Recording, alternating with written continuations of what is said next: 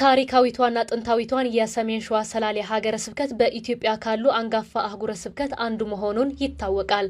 ሰላሌ ከ11ኛ መቶ ክፍለ ዘመን ጀምሮ የበርካታ ሊቃውንት መፍለቂያና የሀገር ባለውለታ የሆኑት እንደ ፊት አውራሪ ገበየው ግርሙን የመሳሰሉ የተወለዱበት የታሪክ ባለቤት የሆነው ማህበረሰብ ያለው ሀገር መሆኑን የሚታወቅና የዓለም ብርሃን በመባል የሚታወቁ ጻድቁ አቡነ ተክለ ሃይማኖት ለበርካታ ዓመታት ቆመው የጸለዩበትና ቃል ኪዳን የተቀበሉበት ቅዱስ ስፍራ ነው ሲሉ ብፁዕ አቡነ ቀውስጦስ የሰሜን ሸዋ ሀገረ ስብከት ሊቀ ጳጳስ ተናግረዋል።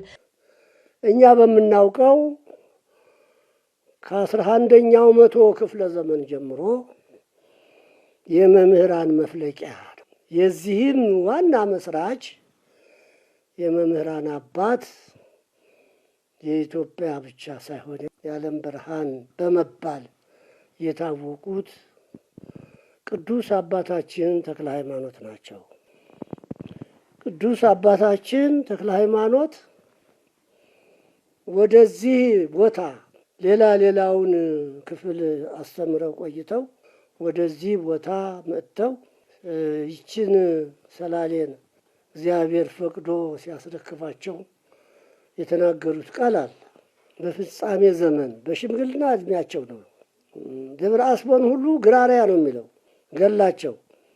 ግራሪያ የተባለችዋን ሰላሌን ይችን ሀገር የሰጠኸኝ ክብር ምስጋና ይግባ ብለው እግዚአብሔርን ሲያመሰግነዋል። ያመሰገኑበት አንቀጽ አለ።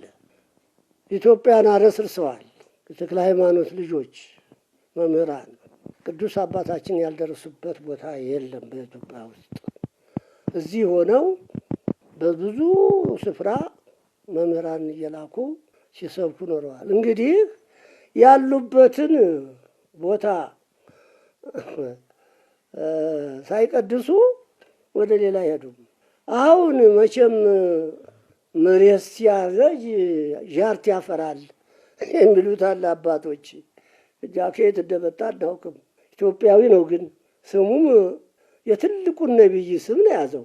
ይሄ የተባለው ጻድቁ አቡነ ተክለ ሃይማኖት ወደ ቅድስቲቷ ሀገር ሰላሌ በመጡበት ወቅት ወደዚች ሀገር ያመጣኸኝ አምላከ ቅዱሳን ተመስገንልኝ በማለት ያመሰገኑበትና የሰላሌን ታላቅነት የገለጹበት አንቀጽ በገድላቸው እንዳለ የጠቀሱ ሲሆን ብዙ መምህራንን በወንጌል ሹመው ኢትዮጵያን እየተዘዋወሩ በወንጌል ያረሰረሱና የወንጌል ብርሃን ያበሩባት እንደሆነች ብፁዕነታቸው ጨምረው ገልጸዋል።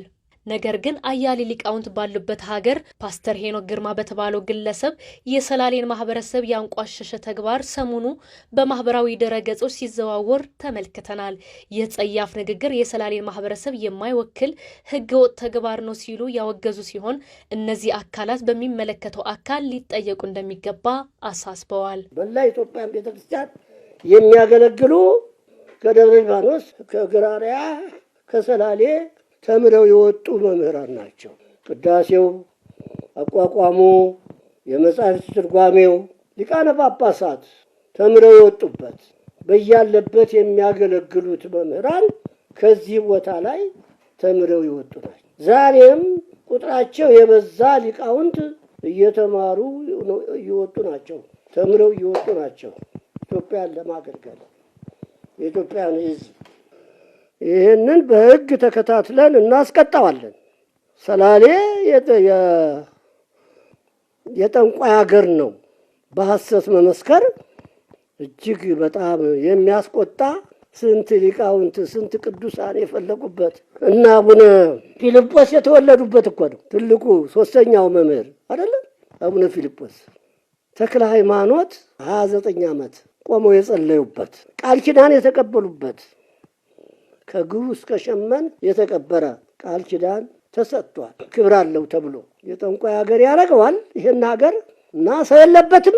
ታላላቅ ሰዎች ናቸው የተፈጠሩበት እና አቡነ ጴጥሮስ ሰማዕቱ የምዕራብ ሸዋ ሀገረ ስብከት ሊቀ ጳጳስ የሆኑት ብፁዕ አቡነ ገብርኤል በበኩላቸው በሰላሌ ማህበረሰብ የተሰነዘረው አጸያፊና መርዛማ ንግግር ህዝባችንን የማይወክል ስለሆነ በዚህ ተግባር የተከፋ ህዝባችንን መረጋጋትና መጸለይ እንዳለበት አባታዊ መልእክታቸውን አስተላልፈዋል። በሁለተኛ ደረጃ ደግሞ በዚህ አጸያፊ ንግግር ህዝባችን በእጅጉ ስላዘነ ስለተከዘ ያለ ስም ስለተሰጠው ያ ህዝብ እንዲረጋጋ እንዲጸልይ ይህንኑ መልእክት ለማስተላለፍ ነው። እንዲሁም የጻድቁ የአቡነ ተክለ ሃይማኖት የትምህርት ፍሬ የሆነው የሰላሌ ሕዝብ ጠንቋዮችና ሟርተኞቹን ሲታገል ነው የሚታወቀው ሲሉ ብፁዕነታቸው ጨምረው ገልጸዋል። ምክንያቱም የሰላሌ ሕዝብ የሚታወቀው የቅዱስ አባታችን የአቡነ ተክለ ሃይማኖት የትምህርት ፍሬ ስለሆነ የሚታወቀው ሟርትን፣ ጥንቁላን በማሳደድ በማጥፋት ነው እንጂ በተሰደበበት ስድብ የሚተችና የሚሰደብ ሕዝብ ስላልሆነ የዚህን ሕዝብ ታላቅነት፣ ገናናነት፣ ቅዱስነትና የዋህነት ዓለም ሁሉ ያውቀዋል።